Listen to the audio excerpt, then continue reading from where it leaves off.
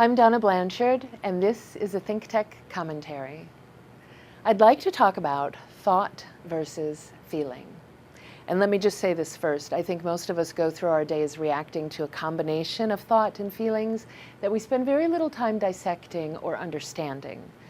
I believe we confuse the two all the time, myself included, and could benefit from actively recognizing the difference and respecting our feelings while building the thoughts that follow or accompany them. So here's the basic rule I have learned to differentiate between the two. If I ask you how you're feeling and you answer with a phrase rather than one or two words, you are probably answering my question with thoughts rather than feelings. Feelings are represented by words like happy, sad, uneasy, detached, and serene. Thoughts come out more like, I feel like I'm not being heard. Now, I feel like I'm not being heard is an important thought to think, but it's a thought nonetheless. The feeling behind it is probably something more akin to frustrated or lonely, and it's okay to feel those things. What we are really feeling requires only a very simple vocabulary, and with more attunement, that vocabulary grows and deepens along with our enlightenment. In 1980, Robert Plutchik developed a feelings wheel that begins in the center with the words sad, mad, scared, joyful, peaceful, and powerful. From that center, the spokes lead out to further refinement of the center six. Powerful is fleshed out with words such as supported and appreciated, and eventually leads to choices of confident, valuable, and worthwhile. How do you feel? I feel worthwhile.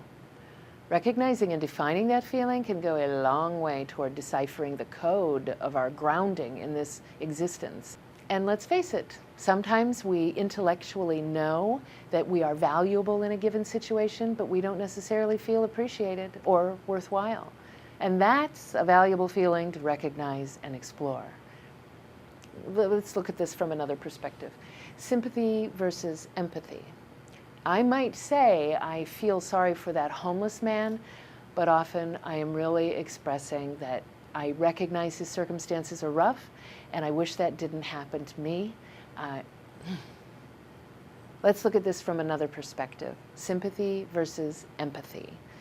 I might say, I feel sorry for that homeless man, but often what I'm really expressing is sympathy. It's that I recognize his circumstances are rough, and I wish that didn't happen. I really don't want that to happen to me. Empathizing with the homeless man is sharing your humanity with his own via your emotions. When I see that homeless man, I feel remorseful, frustrated, and inadequate. Oh, and you can change your thoughts. You cannot change your feelings. You can only change your circumstances and then watch your feelings accommodate them. Feeling is an honorable and visceral communication with the essence of ourselves, our bodies, and our world. Thoughts? Maybe I'll talk about thoughts next time. I don't know. We'll see how I feel.